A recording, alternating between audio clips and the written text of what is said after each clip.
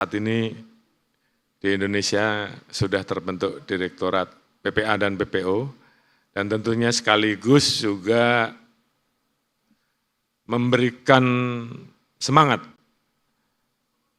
agar masyarakat, khususnya yang menjadi korban, untuk saat ini sudah ada badan yang bisa melayani. Karena kita tahu bahwa tidak mudah untuk membuat masyarakat yang menjadi korban ini kemudian mau melapor. Karena masalah apabila melapor itu ada keraguan, apakah kasusnya dilayani dan diterima. Dan kadangkala melihat bahwa kasus tersebut masih menjadi aib apabila diinformasikan atau dilaporkan. Dan yang berikutnya, mereka juga kadangkala merasa bahwa apabila penanganannya tidak pas, ini akan menimbulkan trauma-trauma baru karena mereka bisa menjadi korban yang kedua kali. Namun alhamdulillah atas kerja keras dari tim Ibu dan seluruh jajaran Direktorat PPA dan PPO, masyarakat akhirnya mulai memahami, khususnya korban-korban dari kelompok rentan, bahwa mereka memiliki hak untuk dilindungi pada saat mereka menjadi korban kekerasan yang selama ini selalu disembunyikan. Namun dengan adanya wadah direktorat ini, mereka akhirnya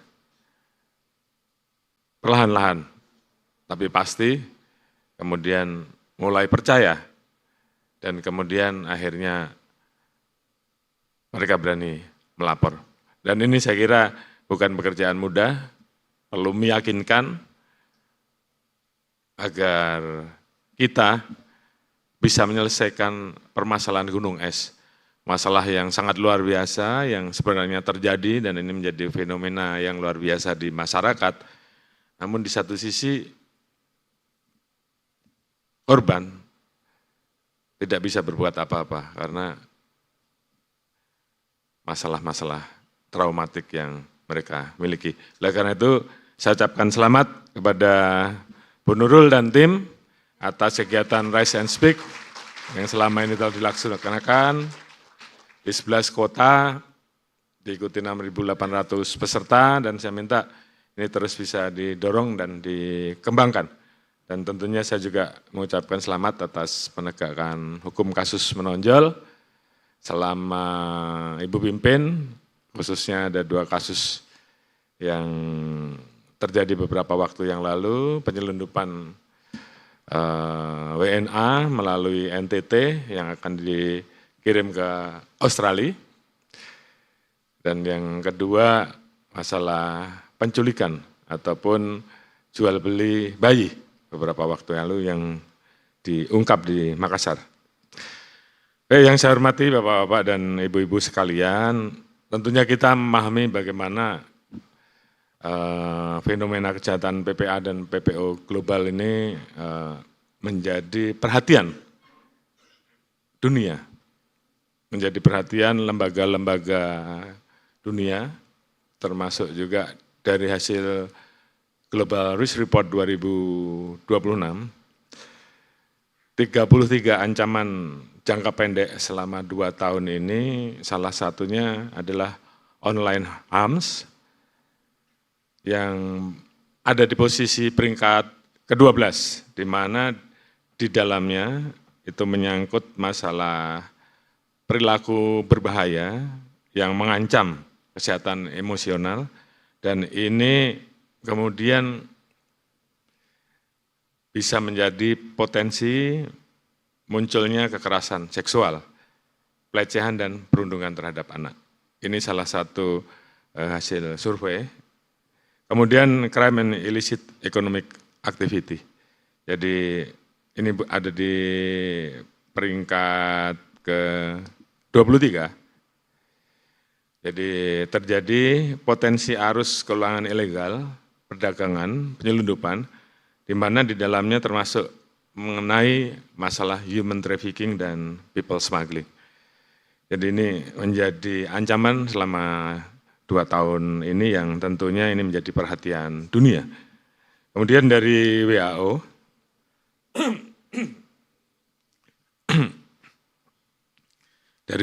sendiri menyampaikan bahwa 1 miliar anak mengalami kasus kekerasan minimal 1 kali.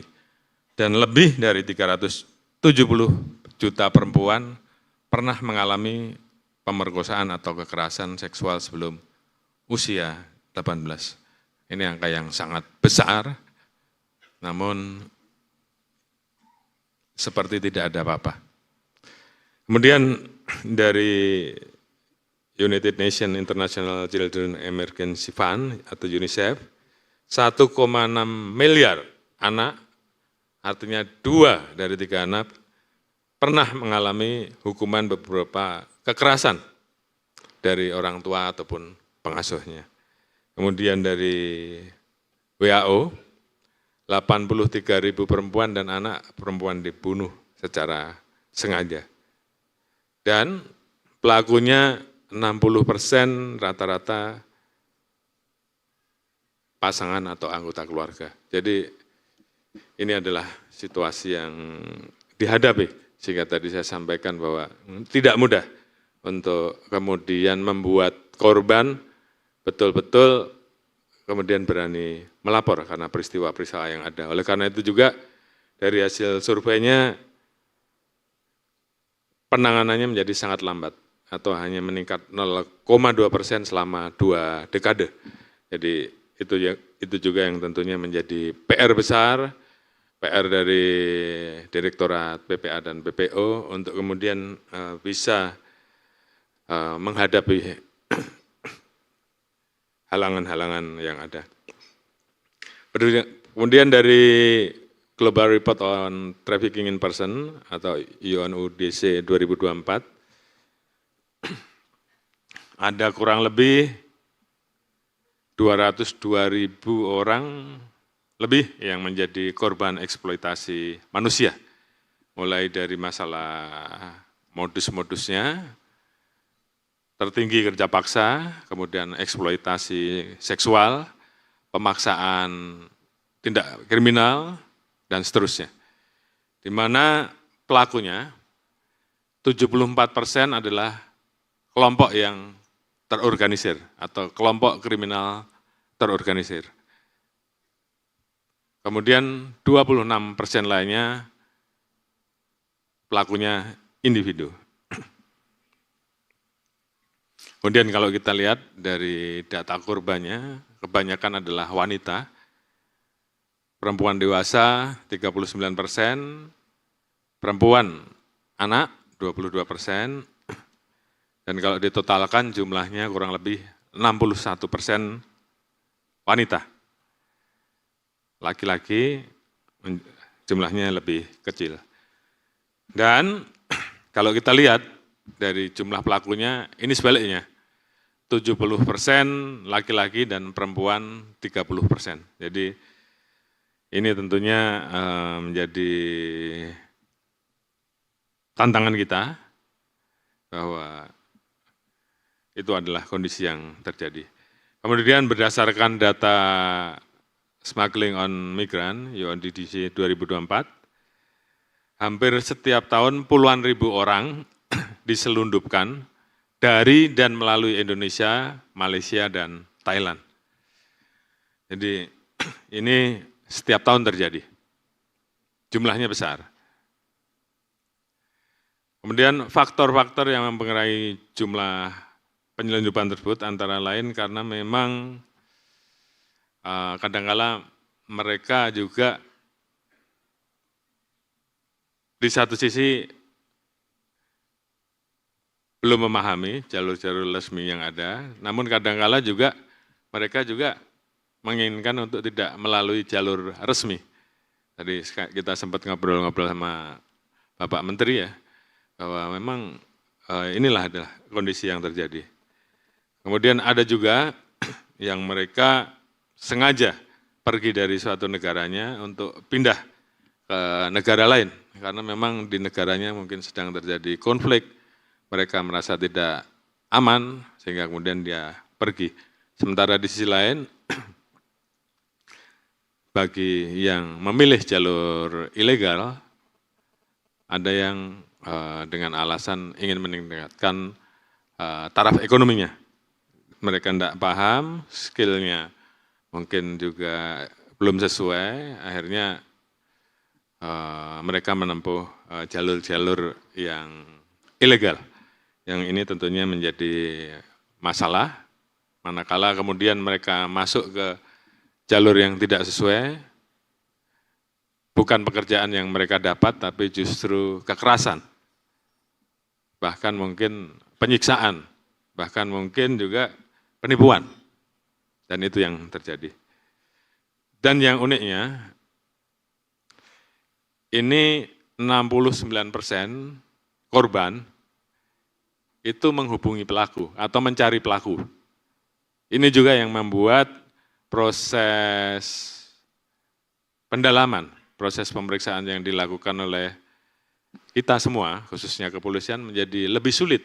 Karena memang ada niat, ada keinginan dari korban, dan otomatis mereka akan lebih tertutup untuk tidak mau melapor. Biasanya mereka akan melapor pada saat kemudian jatuh ke kelompok kriminal yang kemudian mereka menjadi korban. Namun banyak juga yang walaupun melalui jalur ilegal, namun kebetulan saja mereka masuk di tempat-tempat yang memang sesuai dengan yang mereka harapkan, mereka mendapatkan gaji lebih dan bisa dikirimkan ke rumah, mereka tetap bertahan di situ. Jadi ini fenomena yang kita hadapi. 31% didekati oleh pelaku. Jadi ini perbandingannya. Jadi masyarakat yang jadi korban ini proaktif untuk berkomunikasi dengan pelaku. Jadi baru sisanya 31% pelaku yang menghubungi mereka. Kemudian dari laporan-laporan yang ada, khususnya yang kemudian masuk ke kelompok-kelompok kriminal terorganisir, 3 dari 4 atau 75% orang yang diselundupkan mengaku mengalami kekerasan fisik, kekerasan seksual, pemerasan, dan juga perilaku-perilaku yang lain. Khususnya pada saat mereka kemudian masuk ke wilayah-wilayah yang mereka tidak pernah duga sebelumnya, karena mereka dijanjikan akan datang, akan berangkat ke suatu tempat yang memberikan job yang mereka inginkan, namun mereka masuknya justru ke camp, ke wilayah-wilayah yang kemudian mereka dipaksa untuk melakukan suatu kejahatan, dan kalau tidak melakukan mereka disiksa, dan juga modus-modus lain yang kemudian mau tidak mau mereka menjadi korban. Kita melihat ada beberapa jalur yang selama ini sudah diikuti oleh rekan-rekan, dan saya kira jajaran Direktorat PPO sangat memahami. Ini sebenarnya direktorat baru, namun untuk satgasnya sudah bekerja lama, dan khusus untuk PPO ini memang melibatkan banyak institusi. Tadi kalau saya sebutkan dari Direktorat PPA dan PPO ini ternyata mitra yang kementeriannya lumayan besar, demikian juga jaringan pemerhati terkait dengan masalah PPA dan PPO. Oleh karena itu tentunya Polri harus menyesuaikan karena counterpartnya luar biasa, sehingga kemudian betul-betul harus dipersiapkan dengan baik. Jalur-jalurnya kita sudah tahu, dari luar kawasan, masuk melalui Afghanistan, Bangladesh, dan Somalia menuju Asia Tenggara. Kemudian di Asia Tenggara sendiri, dari Indonesia biasanya lewat melalui Malaysia, kadang juga Singapura, baru ke negara-negara tujuan seperti Kamboja, Laos, beberapa juga ada yang ke Saudi Pak ya, walaupun saat ini kita masih melaksanakan moratorium sehingga tidak mengirimkan secara legal, namun secara ilegal jumlahnya masih sangat banyak. Dan ini tentunya menjadi tantangan di satu sisi bagaimana mereka disiapkan untuk betul-betul menjadi pekerja yang baik, di satu sisi mereka akan mendapatkan jaminan, mendapatkan perlindungan dari negara, dan juga di satu sisi juga kalau ini dikelola dengan baik, ini juga bisa mendorong mereka untuk betul-betul bisa menjadi pahlawan-pahlawan devisa yang tentunya akan menambah income bagi PNBP, negara yang jumlahnya mungkin sangat besar Pak ya, mencapai jumlah triliunan kalau memang ini dikelola dengan baik, dan ini tentunya akan bermanfaat baik bagi negara maupun bagi masyarakat-masyarakat kita yang masuk melalui jalur yang resmi. Ini tentunya PR kita ke depan, bagaimana mereka yang sering memilih jalur ilegal kemudian bisa pindah ke jalur legal. Kemudian kalau kita lihat fenomena kejahatan PPA dan PPO di Indonesia, dari kelompok usia, jadi khusus ini data dari Kementerian PPA tahun 2024, mudah-mudahan kalau salah mau dikoreksi Bu, ada 12.161 kasus kekerasan terhadap perempuan dengan 12.416 korban, di mana sebagian besar korban ada di usia 25 sampai dengan 44 tahun, namun dari setiap kelompok umur, mulai dari yang 18 sampai 24, sampai dengan di bawah 60, ini rata-rata ada. Kemudian kalau kita lihat siapa pelakunya, pelakunya juga bukan orang jauh, sehingga ini tadi yang kemudian juga membuat korban enggan melapor. Tertinggi adalah suami atau keluarga, kemudian orang tidak dikenal, kadangkala pacar atau teman, dan seterusnya. Bahkan orang tuanya pun ada. Hal-hal seperti ini yang tentunya kemudian membuat sulit untuk kemudian membuat korban-korban ini melapor. Demikian juga terhadap anak, ini kalau kita lihat tertinggi ada di angka di usia 13 sampai dengan 17, ada 56,21%. Kemudian 29,6% pelaku kekerasan tersebut juga sama, pacar atau teman dari korban. Jadi hal-hal seperti ini yang tentunya kemudian menimbulkan dilema-dilema. Kemudian juga dari data yang ada, mungkin dari Kementerian Perlindungan Pekerja Migran Indonesia,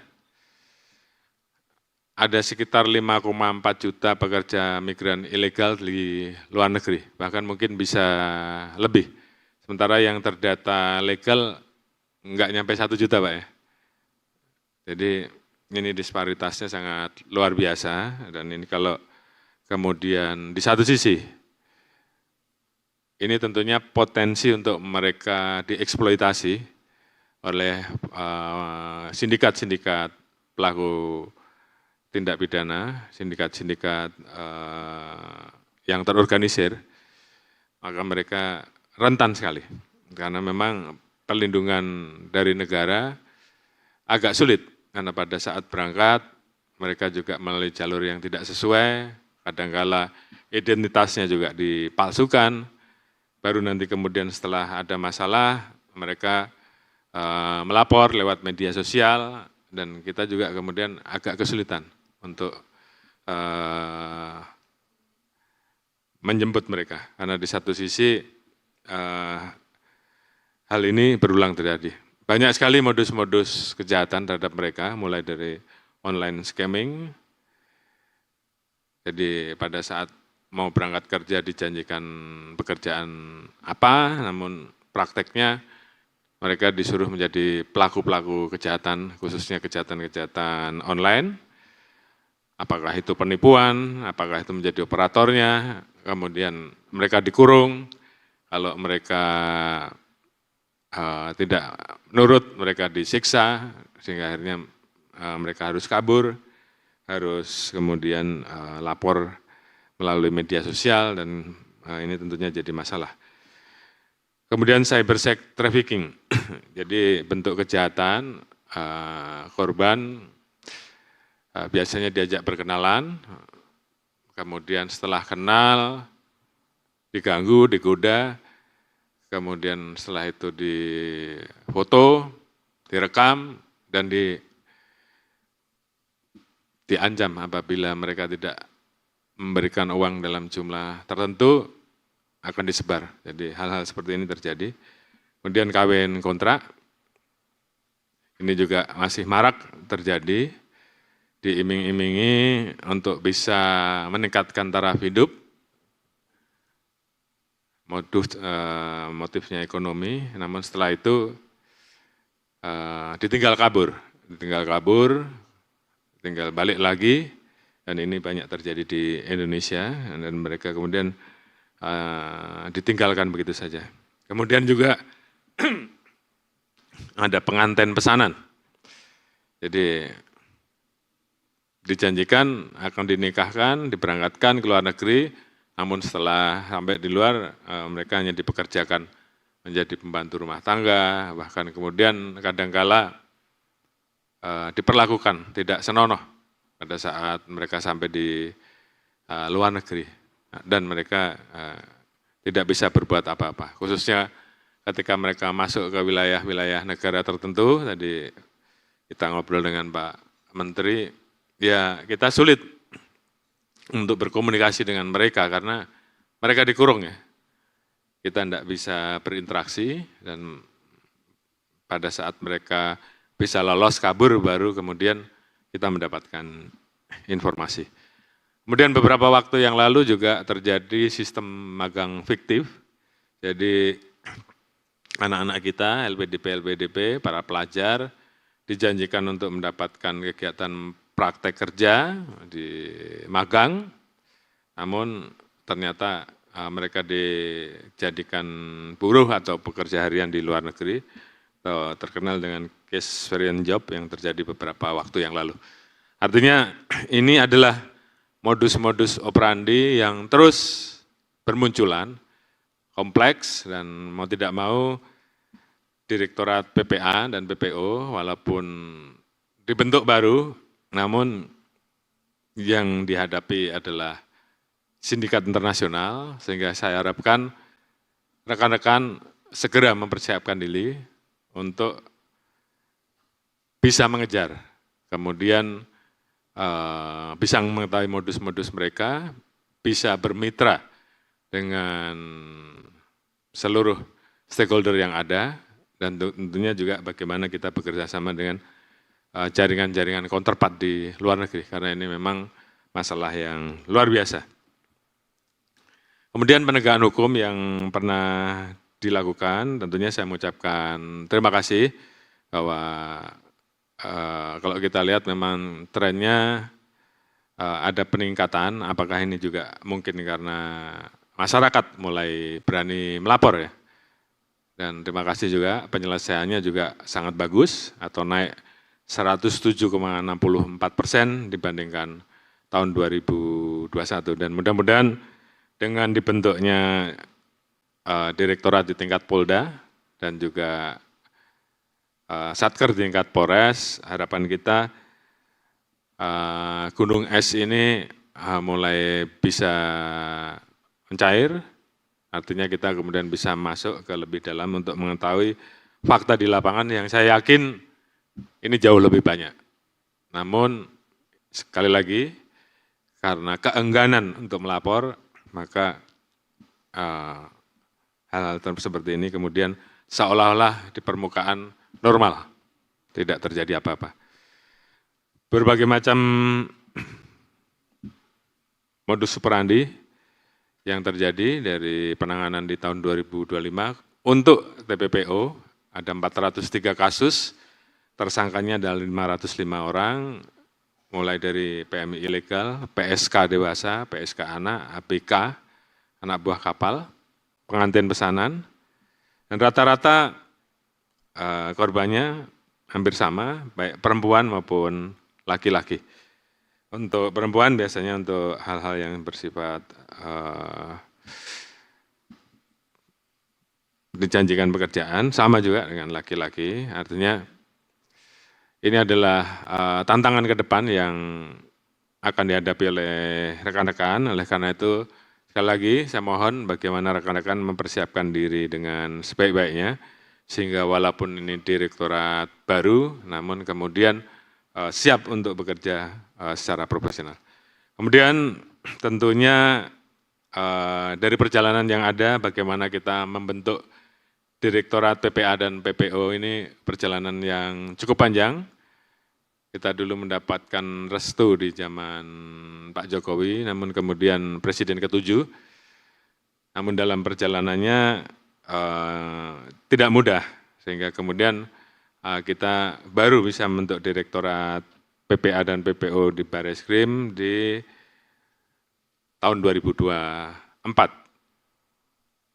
Pertama, kita dirikan di Barreskrim, memiliki di bawah Kaba, kita memiliki 3 subdit, dan dalam perjalanannya kita terus berusaha mengisi jumlah personil yang ada, dan tentunya ke depan dengan berbagai macam kejahatannya yang semakin kompleks, apakah subdit ini nanti akan menyesuaikan, bertambah atau tidak, tentunya akan disesuaikan dengan kondisi kebutuhan yang ada.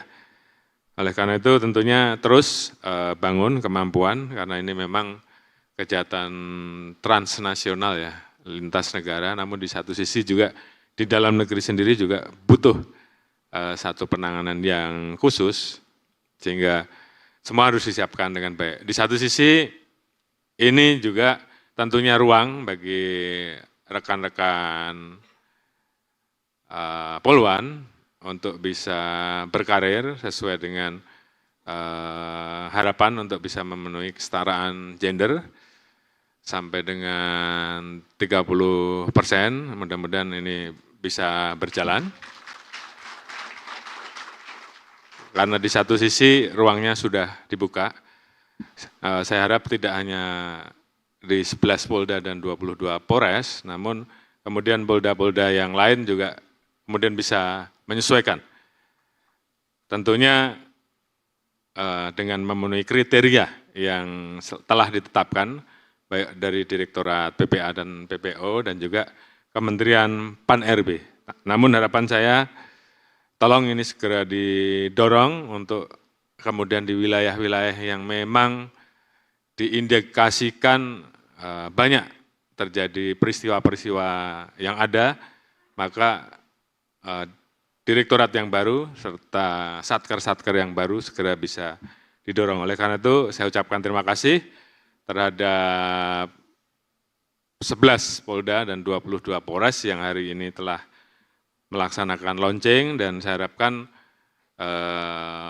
berikutnya nanti juga akan ada pembentukan direktorat baru dan satker-satker baru yang tentunya datanya silakan nanti Bu Nurul bekerja sama dengan Kementerian PPA, dengan rekan-rekan di Komnas, dan seluruh stakeholder dan mitra terkait untuk mengetahui di mana, di wilayah mana saja yang perlu segera ditambahkan.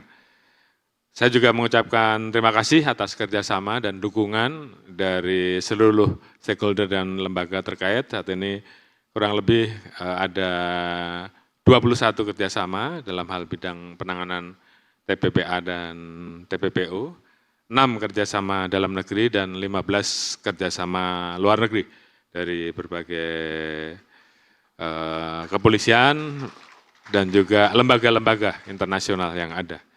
Dan hari ini kita sedang membuat pilot project untuk memberikan pelayanan terpadu.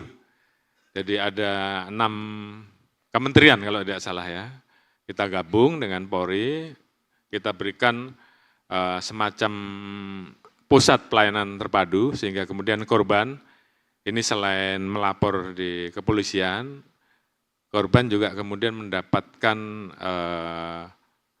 hal-hal lain yang mungkin dari masing-masing kementerian ini memang memiliki program untuk korban-korban TPPA ataupun PPO. Sehingga yang bersangkutan tidak perlu harus mencari kementerian lain, karena semuanya sudah terlayani di satu tempat. Dan ini kita uji coba di wilayah Polda Metro, dan mudah-mudahan kalau ini sukses, kita akan copy paste untuk kita kembangkan di tempat lain. Terima kasih atas semangat bersama dari seluruh stakeholder, karena ini adalah tugas kita, PR kita, dan kita tentunya harus mendorong. Pak Wakapolri,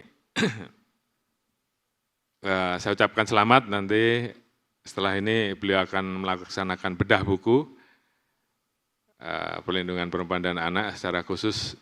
Nanti beliau yang akan sampaikan bersama timnya, ada Pak Ketut, Bu Nurul sendiri, dan tentunya harapan kita dengan bedah buku ini tentunya akan membuka hasanah baru, memberikan pemahaman baru terhadap masyarakat atau seluruh pembaca buku yang ada, dan tentunya harapan kita ini akan terus semakin meningkatkan kapasitas baik dari Polri, dari aparat penegak hukum yang menangani, dan tentunya juga ini kita harapkan terus bisa mendorong kolaborasi yang saat ini sudah kita bangun untuk terus bisa maksimal.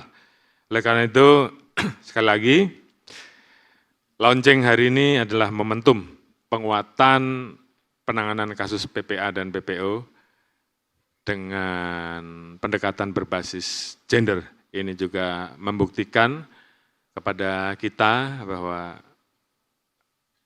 masyarakat saat ini membutuhkan, dan kehadiran PPA dan PPO ini tentunya kita harapkan betul-betul bisa memberikan pelayanan terhadap apa yang mungkin selama ini dirindukan oleh masyarakat, khususnya kelompok rentan yang selalu menjadi korban.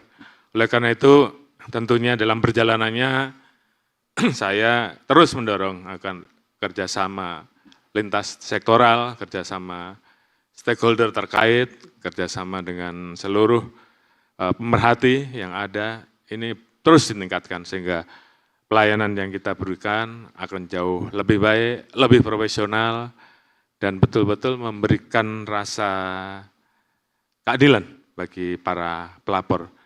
Jadi tidak hanya memberikan satu kepastian hukum, namun di sisi lain bagaimana kemudian korban-korban ini kemudian bisa mendapatkan pelayanan agar mereka yang mengalami traumatik kemudian bisa kembali normal, dan tentunya ini butuh diawaki oleh orang-orang yang memiliki keahlian-keahlian khusus, dan saya harapkan teman-teman dari Direktorat PPA dan PPO segera bisa bonding dengan mitra kerja kita, dengan stakeholder yang ada, sehingga kemudian pelayanan satu atap, satu pintu, tidak hanya masalah penegakan hukum, namun juga kebutuhan-kebutuhan yang lain ini betul-betul bisa kita berikan kepada masyarakat kita. Kemudian tentunya kemampuan terus diasah, ditingkatkan, persiapkan pengembangan, bila perlu kita laksanakan rekrutmen khusus untuk Bakomsus, sehingga kemudian betul-betul jumlah personilnya bisa disiapkan sesuai dengan kebutuhan, kemudian kemampuannya juga terus bisa ditingkatkan sesuai dengan tantangan yang kita hadapi.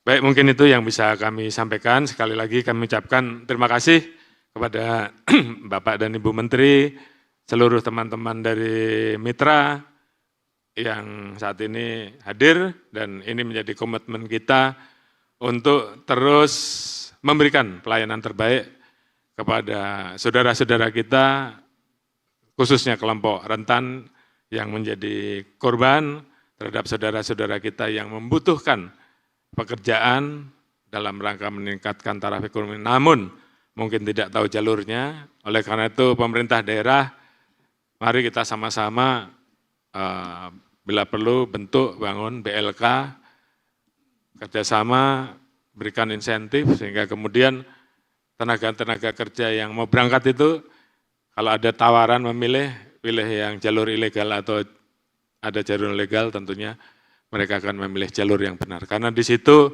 kita sebagai negara bisa hadir untuk memberikan perlindungan, memberikan jaminan, di satu sisi juga ketika ada masalah mereka bisa melapor ke kita, dan kita hindari jangan sampai muncul kembali korban-korban akibat mereka masuk dan terjebak dalam kelompok-kelompok kriminal terorganisir. Demikian, terima kasih. Wassalamualaikum warahmatullahi wabarakatuh. Sekali lagi kita beri tepuk tangan yang sangat meriah.